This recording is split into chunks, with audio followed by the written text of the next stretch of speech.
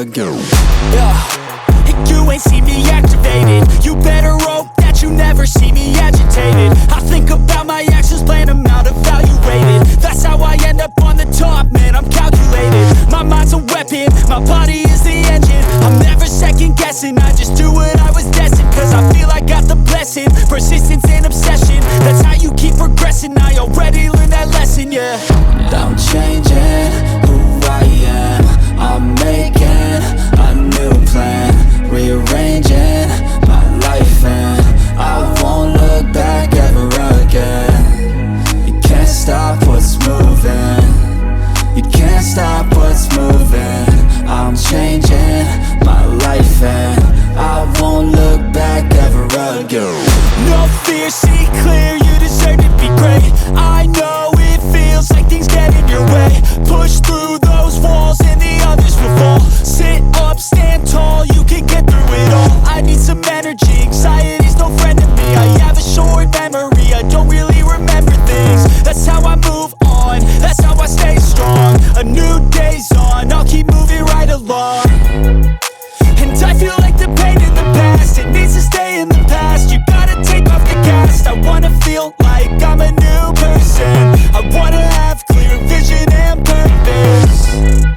And I feel like the pain shouldn't last. If you can move on and past the things that make you feel bad, and you can change in your brain, I'm certain. I've done it before and man, I'm not perfect. I'm changing who I am, I'm making a new plan, rearranging my life and I won't look back ever again. You can't stop what's moving, you can't stop what's moving. I'm changing my life and I won't look back. Upaya apa yang akan dilakukan penasihat hukum Eliezer dan LPSK atas tuntutan jaksa 12 tahun? Tim TV One mengabarkan.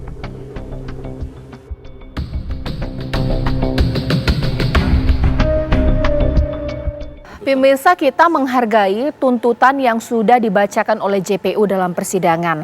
Tapi kalau kita merujuk kepada pasal 10A Undang-Undang Nomor 31 Tahun 2014 tentang perlindungan saksi dan korban untuk hukuman bagi justice collaborator, hukuman ini bisa dikenakan tuntutan pidana bersyarat khusus, hukuman percobaan atau hukuman pidana paling ringan dari terdakwa lainnya. Ternyata Eliezer dituntut 12 tahun penjara.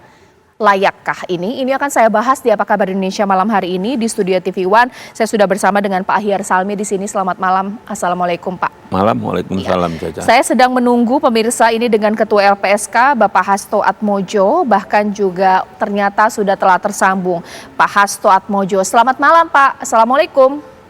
Selamat malam, maaf saya jadinya pakai Zoom karena tadi masih ada pekerjaan yang harus saya selesaikan. Tidak mengapa Pak. Nggak kejar kalau Tidak mengapa Pak. Baik Pak. Pak, saya minta Bapak memberikan pendapatnya. Dengan pandangan kita menghargai tuntutan, iya. Tapi sebenarnya kalau dari LPSK, sekiranya tuntutan 12 tahun ini sudah mempertimbangkan posisi Eliezer sebagai justice collaborator atau tidak Pak? Ya kan kemarin Pak dari Kejaksaan kan menjelaskan putusan 12 tahun tuntutan 12 tahun itu sudah mempertimbangkan rekomendasi LPSK. Tapi sebenarnya kan rekomendasi LPSK itu sebagai justice kolaborator ya. Dan sebagai justice kolaborator di dalam undang-undang diatur bahwa hukuman untuk seorang justice kolaborator itu paling ringan dibandingkan dengan pelaku yang lain. Nah, dalam hal ini ya kami tidak melakukan protes atau apalagi intervensi kepada kejaksaan. Bukan maksud kami begitu. Hanya kami menyayangkan karena nampaknya juga ada kontroversi di dalam pertimbangan maupun putusan tersebut. Disebutkan Eliezer ini sebagai justice kolaborator. Nah kalau disebut sebagai justice kolaborator tentunya ya harus mempertimbangkan dan memakai undang-undang perlindungan saksi dan korban. Karena satu-satunya undang-undang yang menyebutkan tentang justice kolaborator itu hanya LPSK. Undang-undang perlindungan saksi dan korban. Jadi mestinya semua pihak aparat penegak hukum dalam penerapan terhadap seorang justice collaborator atau saksi pelaku yang bekerja sama itu merujuk pada Undang-Undang Perlindungan Saksi dan Korban. Oke, Pak Hasto, kalau menurut analisis Bapak, tidak dipertimbangkan posisi JC atau dituntut 12 tahun, lebih berat dibandingkan terdakwa lainnya, 3 terdakwa lainnya. Karena apa, Pak? Apakah karena memang Eliezer yang menembak, itu memang sudah tidak bisa kita indahkan lagi? Ya, Eliezer menembak, agak sulit untuk lebih ringan dibandingkan terdakwa lain. Apakah begitu, Pak? Ya, sejak awal kami kan sudah melakukan koordinasi, bukan hanya dengan kejaksaan, tapi juga dengan penyidik kepolisian, tentang Eliezer ini, dan disebutkan oleh penyidik kepolisian bahwa memang dia ini justice kolaborator. Karena apa? Karena dialah yang mengungkap peristiwa yang sebenarnya terjadi di dalam kasus ini. Oleh karena itu kami kemudian melakukan koordinasi dengan kejaksaan, juga bahkan dengan pengadilan, agar Eliezer ini ditetapkan sebagai justice collaborator. Ya, sekarang saya ke Pak Ahyar. Pak Ahyar, sebenarnya untuk posisi justice collaborator itu berapa sih tuntutan yang layak ditujukan untuk dirinya? Ya, Eliezer memang yang menembak, tapi posisinya JC.